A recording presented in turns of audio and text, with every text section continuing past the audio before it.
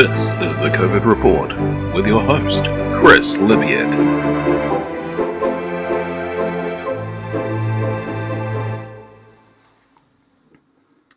Welcome to the COVID Report. I'm your host, Chris Hipkins. Our top story tonight, Lotto Powerball ticket worth $11.5 million was won in Auckland over the weekend. Too bad they have nowhere to spend it before the inevitable collapse of the economy.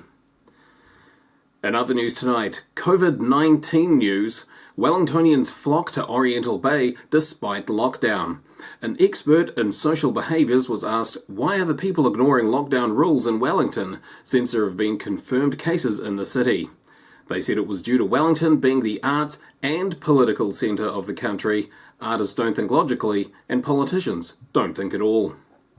And on the topic of thoughtless politicians and the inevitable collapse of the economy, we have COVID Rollout Minister Chris Hipkins with us in for an interview. Welcome, Chris. Now, are you in fact a 10-year-old boy in a suit? Look, the reality is messages are changing here. We work really hard to try and be as clear and consistent as possible, but sometimes the risk profile changes and the message changes. That didn't answer my question at all. Now, Chris, tell me, we've heard that you often cosplay as Dr. Ashley Bloomfield in front of your wife. Well, you will have heard me say over the last few months, while we had low demand. I see. Now that has changed since we went back into lockdown, but I hear that you have multiple costumes. They've been being used for over a year now for this purpose, and some of them need work done on them. Creepy stuff. With the announcement on our last show that Judith Collins has joined a swingers group, I understand that Labour will be creating and hosting its own swingers group in order to spread their legs.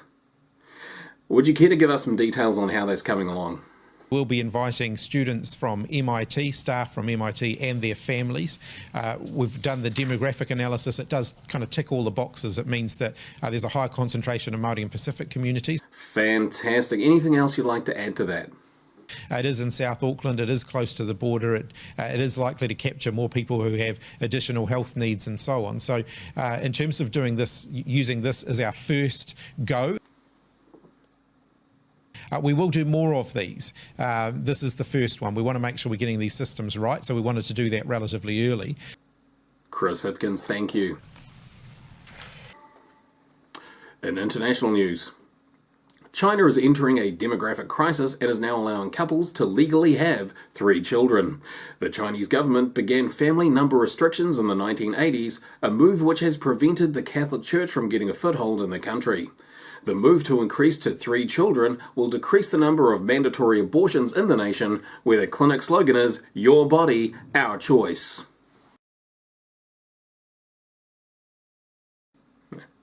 In shameless plug news, Good Times Comedy Club Christchurch has decided to take the big leap into the digital world with your help. Yes, you sitting there, your help. They're creating a streaming platform and bringing New Zealand stand-up comedy to the world. Go to boosted.org.nz/projects/good-times-comedy and show your support. In sport, Paul Cole becomes the first New Zealander to win the British Open men's squash title. The government has announced a ceremony upon his return to New Zealand somewhere in mid-2023 to allow him time to get through MIQ. Thank you for joining us here on the COVID Report, and don't forget to tune in next time where we ask if time travel and having sex with your own clone is the key to finally solving the JFK murder. This is the COVID Report. I'm Chris Hipkins. Good night.